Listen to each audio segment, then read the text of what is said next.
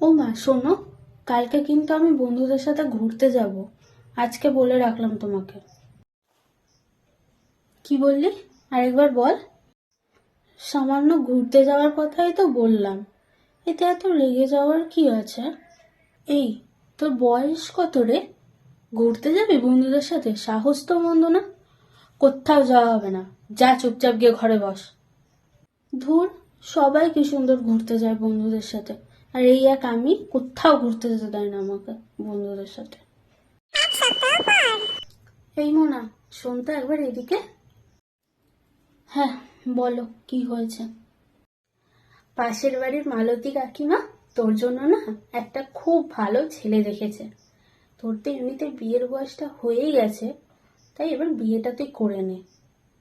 ও, তাই নাকি? এই এক সপ্তাহ আগে আমি যখন বললাম যে আমি বন্ধুদের সাথে ঘুরতে যাব, তখন আমাকে যেন কি বললে যে আমার বয়স কত যে আমি বন্ধুদের সাথে ঘুরতে যাব। আর এই এক সপ্তাহের মধ্যে আমি বিয়ে করার মতন বয়সে হয়ে গেলাম। এক সপ্তাহ আগে যদি আমি ছোট থাকতে পারি, তাহলে এক সপ্তাহ পরে আমি ছোটই আছি।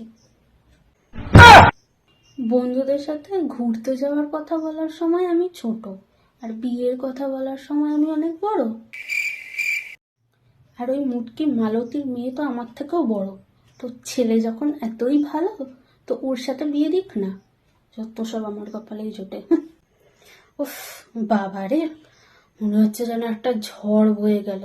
না, একে তো আর বিয়ের কথা বলাই যাবে না, যা খুশি করুক কে।